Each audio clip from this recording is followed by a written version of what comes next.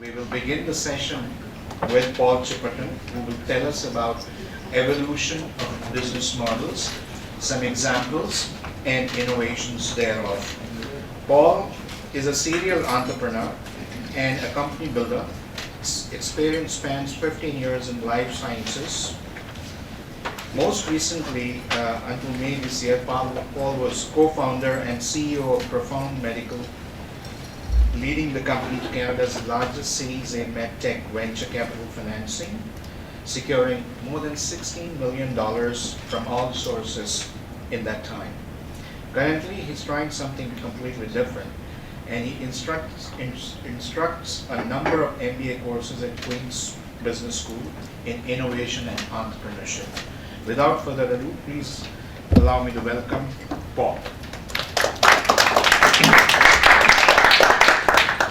Hello, ladies and gents. I don't know, how many of you are here who were here last week?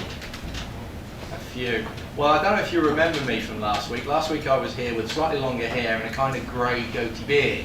And it was such a young crowd.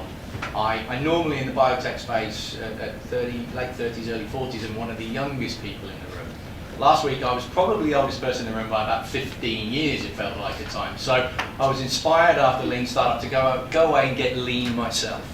So no goatee grey beard and trying to drag my age and look down a little bit. But it was interesting that I think last week there was a lot of talk about how to develop technologies and or apps or products or value propositions very, very quickly and test them very quickly. And I think that has a great opportunity to place to play in both the virtual world and the real world. What we're going to do this week is show and share with you how you can get from not just virtual ideas and software-based plays into the marketplace and test them, but how you can generate sustainable business models to continue to make money and continue to iterate products, software and hardware, so that you can actually do a couple of important things. Make revenue, make income, pay off investors, attract investors, expand company, and build an overall entity or going concern that is viable over a period of time and you can grow and make money from. I'm sorry, I'm probably going to lean that way towards the room. Do my best.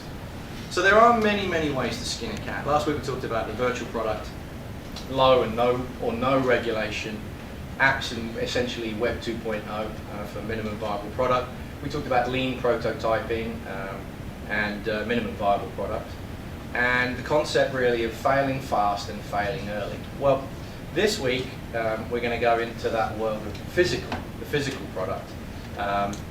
The number of us around the table work in the life sciences, pharmaceutical, biotech and medical devices area, and typically, like in the aeronautical business as well, there's a high level of regulation. So developing products is not quite as easy, not quite as fast, and typically if there's hardware involved, not quite as cheap as a virtual product. So we're going to kind of talk about real world 1.0. We're going to talk about lean prototyping, that does apply in the real world, and also lean development. Some of you may have thought that the lean startup, and it was an idea of origin. History shows that the fail fast, fail early, and lean approach has been tried and achieved 3 to 4 times reasonably well in other areas, and I'm going to talk a little bit about that. Also, most valuable player, MVP. This is, in the real world, as well as the virtual world, an extraordinarily important component of what you do. Last week we heard about the calendar aggregating software. Well, that's not one person, and those of you may remember, I asked the CBO what she was doing and what the partnership structure was with the people she's working with, because they've got a commercial guy, they've got an ideas person, and they've got coders. Well, those people need to know how to work with each other, and they need to understand how to distribute the potential of what they're doing in terms of the work and the potential value and worth of that work and how they will be rewarded for that going forward. And that, particularly in the life sciences space, But in life in general, whether it's a girlfriend, a boyfriend, a marriage, typically you need a team of people to work with you, and there are players in that, and they all have relative value that they bring to it. So what we're going to do, or what I'm going to do, is talk to you a little bit about the history of an evolution of business models up to the 21st century, the start of the 21st century, and the rest of the team will take you through some business models that apply. Who's heard of Maslow's hierarchy of needs before? Great, okay, so most of that's excellent. So this is not a big surprise to you. Essentially, business has become a process of identifying a need, and these are a short pyramid of important needs, and then providing a product to address that need or requirement. As we have evolved as humans, we have successfully over history managed to build that pyramid so that the early days when food and warmth and shelter were required, that level was all that anyone ever thought about. But that, when you talk about food and warmth and shelter, is still a very, very important basic part of what we do every week or every day.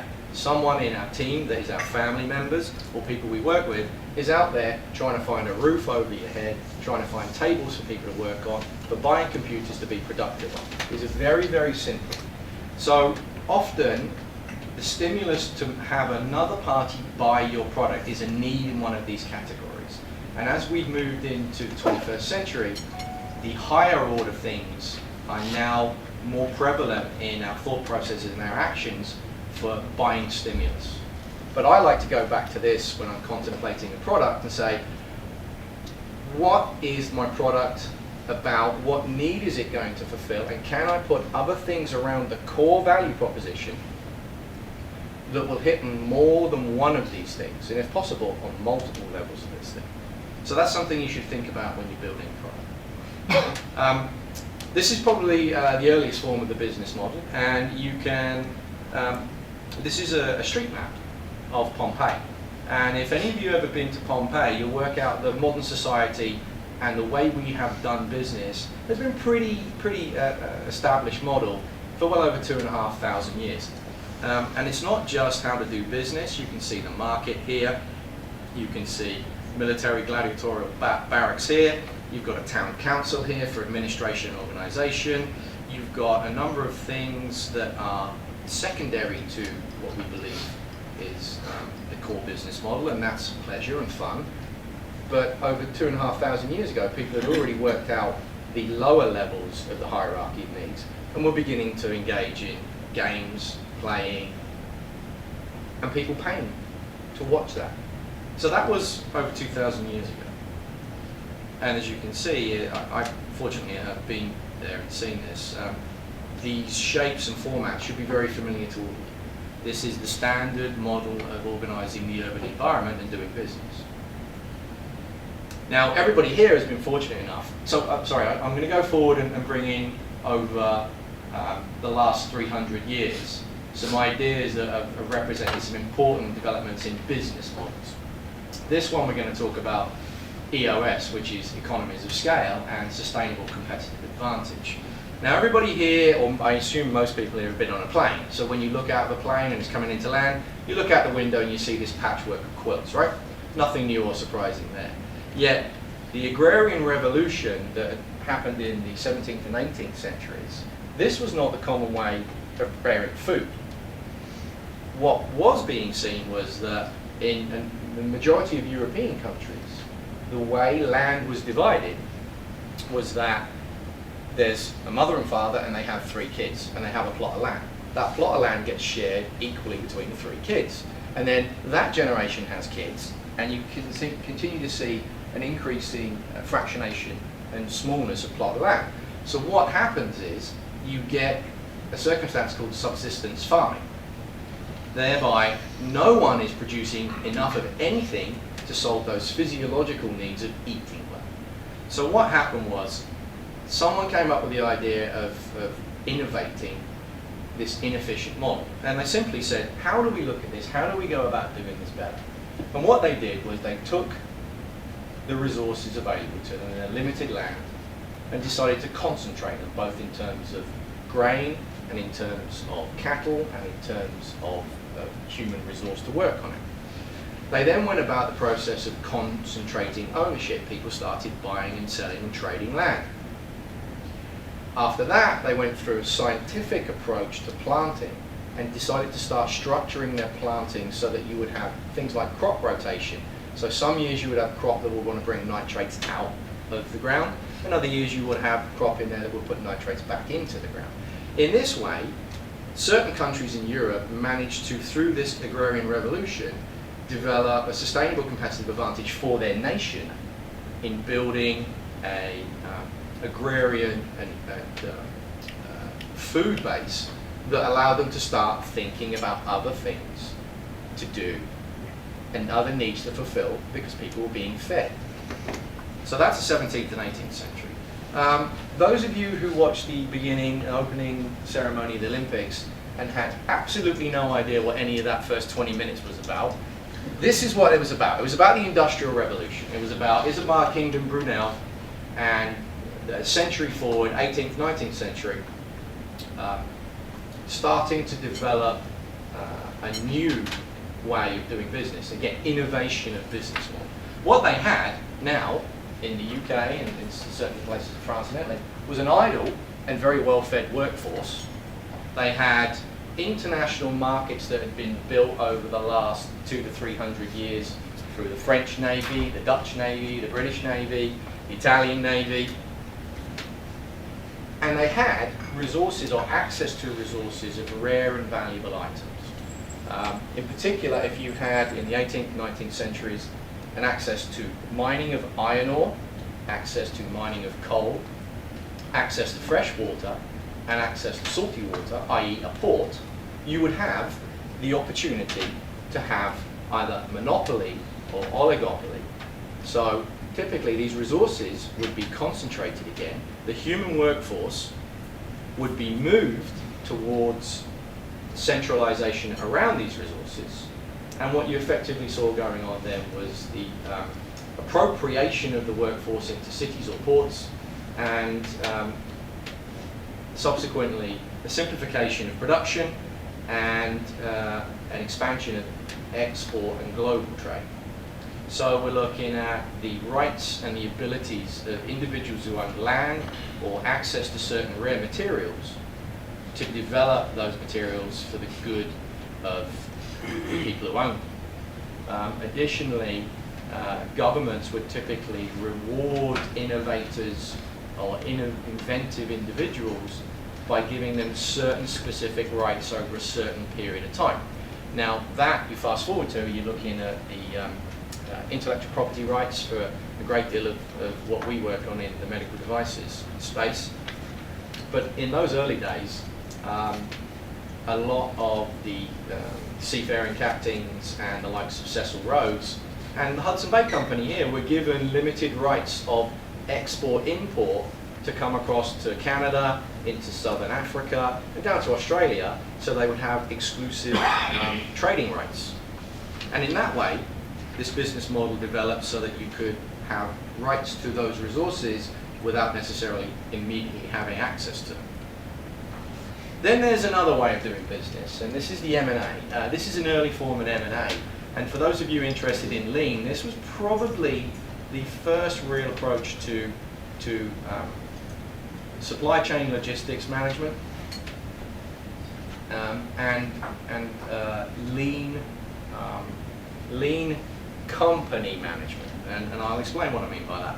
Here we have Napoleon sitting on his lovely horse just outside Vienna on his charge across Eastern Europe to go to Moscow. Why is he going to Moscow? Well, firstly, the Brits and the British Navy have stopped him trading to broader areas, so that's a restricted trade. Second, he's established a continental trade system, which is trying to keep the British out and keep the French dominant in the continent. And thirdly, that's not working. So what does he decide to do? Because the Russians, the Prussians, the Spanish, the Italians are all continuing to trade with the British. So he decides, you know what, if you can't join them and if you can't control them, let's just beat them. So a very large part of what was going on with Napoleon, apart from the God complex and all the other tricky psychological stuff he was going through, was the fact that he wasn't being able to control the markets and the opportunities that were in front of him. So he decided to pursue the mergers and acquisitions approach in very much a hostile takeover mentality. So it wasn't unusual, not 150, 200 years ago, for a prince or an emperor of a particular country to invade that country, marry the daughter or one of the family members of the country that invaded to cement that relationship, and then go on and invade another country. That was a fairly normal business model for a couple of hundred years. Now, lean, there was nothing leaner than 100,000 Frenchmen walking from, and I do mean walking, you just have to get this into your heads about the concept here. 100,000 Frenchmen walking from France to Moscow and then back again. There was very limited supply chain logistics, so what did they do?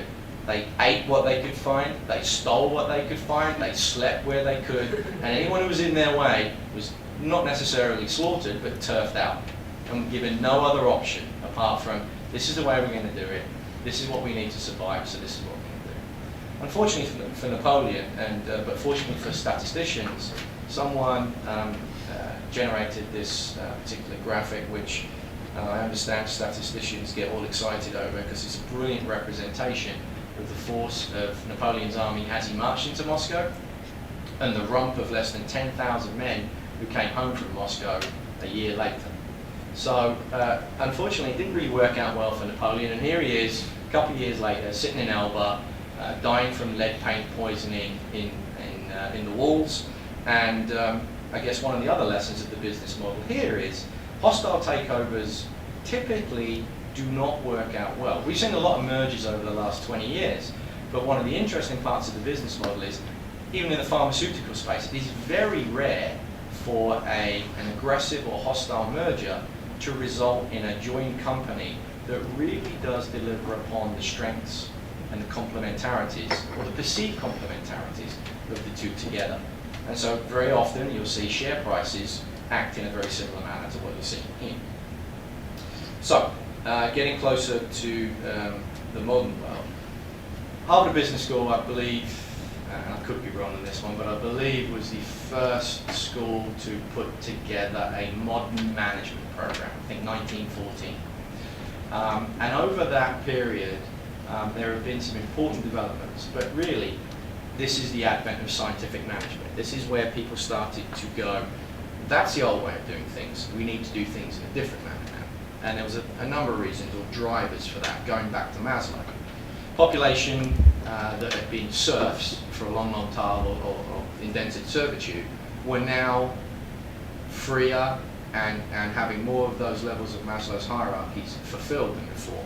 And they wanted a more equitable distribution of profits, so we saw the rise of unions. There were massive concentrations of people in cities now. And because of globalization and the end of a series of unpleasant wars, there was increasing competition for the same goods with very little differentiation.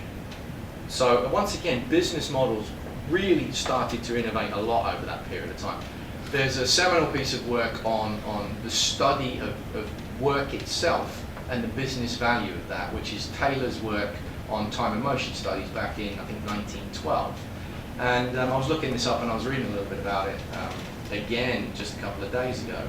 And it is, if you have the time and the opportunity, and I know lots of people read lots of stuff, sometimes, again, history is a valuable educator in going back and looking about what Taylor was talking about and how and why the proposals he was making were absolutely revolutionary and genuinely scientific in the study of what people do, how they do it, and how they can be made more productive. After Taylorism, there was an increase in the size of companies and an increase in specialization. So instead of one person doing everything in a loose organization, hierarchy started to come in, and then you saw discrete functional talent applied to those hierarchies, both in the company and in divisions. So you would start to see finance, accounting, marketing, sales, customer service. All of these started to develop into the forms that you now know of. All of them have, over the last 30, 40 years, shown that they can be profitable business models.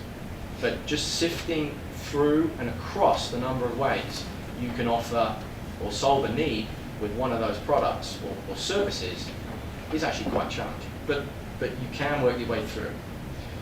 Organizational changes, hierarchy, matrix, distributed model, virtual model, all of those, particularly in our industry, the life sciences, biotech and pharma, have all reared their sometimes ugly, sometimes successful heads over the last 30 to 40 years. Operational, now this is where we get to when people say lean, what I really believe and really adhere to in terms of lean. Toyota's lean management theories and practices were a complete breakout. I think probably, in my opinion, probably the most important changes in management in the second half of the 20th century. They suddenly went, look, we're not going to make product, we're not going to push stuff out. We're not going to make 800,000 cars and then wait for people to buy them. Why should we carry the inventory for that? Let's flip it on its head. Let's have a lean manufacturing process where we make quality first. What's the point in making lots of good things, lots of more of crap? Let's not do that anymore. Let's make perfect materials that come out, that have longevity and are useful for everybody over a long time. And let's push inventory back and push the supply chain back so that we don't have to carry the hundreds of millions of dollars of inventory we need on the shelves. Today, and I don't know if any of you saw this, I think it was the year before last, there was a strike at LA ports and docks. And the impact of lean manufacturing has become so great that there was a big panic, because it's understood that when the LA port closes, if it's closed for 11 days, the rest of US manufacturing grinds to a halt, because the systems and logistical supply chains have been so perfectly honed that everyone knows what's coming in and when it's coming and why it's coming. And you are not able to run a business without inventory, because inventory is all over the world now. 11 days after that, port closes down. So this is a huge change in the way people did business. A wonderful change in the business model, because it saved companies like Toyota literally billions of dollars in holding inventory that they weren't actually going to use. They pushed it back on the supplier, so it was quite a clever thing to do. We've seen other aspects, Kanban, Andon, in the last 15 years, and particularly in the last 10, because of politics in the US. We've heard a lot more about outsourcing, that's a business model, offshoring, that's a business model. Over the 80s and 90s, vertical integration and horizontal integration became important approaches to changing the business model. And we've also seen, because of the true advent of globalization, changes in geography. We've gone from local to branch to division to national. And we've also tried a couple of other models, that's centralized management, decentralized management, centralized government, decentralized government. All of them have had a time and a place where they've been useful, accretive business models that have made money for people. So, I love this chart, and I'll tell you why. When I was 16, and I was doing my geography O-level, and this shows how time has changed. This was back in 1986. There wasn't a quaternary sector of the economy. There was only three of them. There was primary, secondary, and tertiary. So in my lifetime, in my working lifetime of 16 years, a whole new area, post-industrial business, has emerged. Now, a lot of that is service sector and consulting, and lots of people make money doing that. But what we've seen, and the biggest one, which is kind of where we ended last week and where I'm going to end this week, is the rise of the digital revolution. Until that point where bits and bytes became a powerful and readily manipulable tool, did we see a change that has brought along massive levels of consulting buzzword favorites, disruption and disintermediation. Now, there's a couple of good books out there on disruption and disintermediation. Proper Studies, Christensen's The Innovator's Dilemma is a brilliant book for those of you who want to learn just what's happened in the last 15 years in how businesses have changed, how business models have been made to change. But what we see here is the advent of digital technology, the first browser. Now, I had back in 95. 95. So I was on a dial-up modem on a Mac in 97, and I thought I was pretty cool back then, honestly. I really thought I was cutting edge. Who here has ever used a Netscape browser? Holy crap, this is a slightly older crowd. Who's used it pre-2000? Yeah, who's used it pre-2000? Yeah, that's still pretty good. There's definitely an up in the average age of the audience this week. There's no doubt about that. I thought it was going to be us and no one else. But what it has become is an engine, a portal, literally, to multiple new ways of doing business. A winner, sorry, not a winner, because you won, didn't you? The 2010 winners. I'm always a winner, Paul. We're not going to go into this again. The 2010 winner of TyQuest, Jad, will be speaking to you later. But the runner-up was a guy who has a platform that sells advertising on the web, through the web, in a disintermediate, and it disintermediates the advertising sales executive. It's a brilliant little bit of technology. It's a completely brand new model. So the web has become an engine of new creativity, and it seems like it was so long ago people were contemplating what the impact of clicks versus bricks was, and that was the buzzwords. And then from there we've accelerated faster and faster and faster, where free is a business model. Free, let's be very serious about this. By the way, who bought Facebook stock? Anyone? See, no one puts their hand up when you ask that question. Who started it? Facebook was a free platform. The business model was, we're just going to get eyeballs. So you can have it free, we'll distribute it free, we'll distribute it virtually, and one day we'll decide we're going to monetize this. But until that day comes, we'll not worry about that, because it's all about eyeballs and owning that market segment. In our time in business, there's been B2B, B2C, C2C. There's been the entire shock to music and the film industries from P2P, which is an unstoppable train. An interesting idea that has come out in just the last 5 years, but is rapidly coming to fruition, is the long tail. There's a lot of people who want X, and you think that that's the main market, but the web has enabled people to go and make money out of a long tail of skewed small businesses that typically wouldn't have existed or been able to be serviced prior to the web. And there are niches there that are raw and exploitable, and you just have to have an interest in that space and you can go after it. And with the concept, the second concept of the current concept of the lean startup, this can be tested very, very quickly. And of course now in the last couple of years, we've gone into the other buzzwords of mobile and cloud.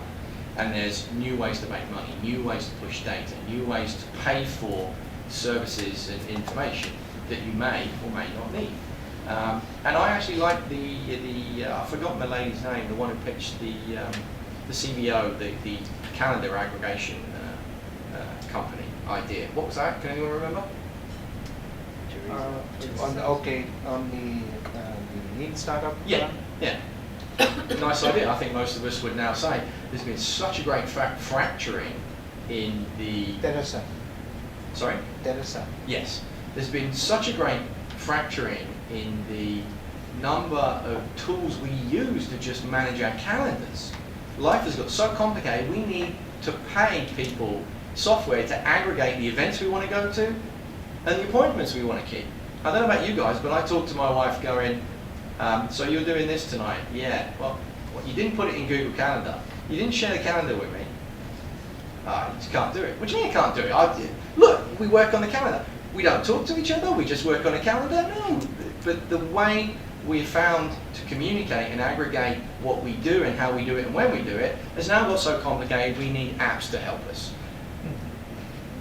I'm not going to stand here because I'm going to stop here, but I will say that when you go back to Maslow's hierarchy of needs, right to the beginning again, there is a real world with real products, and that's what's been known for many, many hundreds of years. But there is this new frontier, this Wild West of mobile, cloud, and software. And Jad's more certainly an expert in that space. where the products we are buying, the needs we are fulfilling, certainly are higher up on the pyramid. And that's a great thing. So those of you that are developing ideas, as I say, this is a good place to start. The rest of the sessions today will be about how you can look at different business models to potentially monetize those needs into products that people will want to buy. But it is interesting to see that history has taught us many, many things, and you need to balance the new models, the new opportunities, and not try and rebuild the wheel from scratch, because the wheel has been built many times before, and you can learn a lot just by looking back a little bit and learning from how they did things back in the day, and how it can apply to things you're trying to do and sell in this language. I'll stop there, thank you.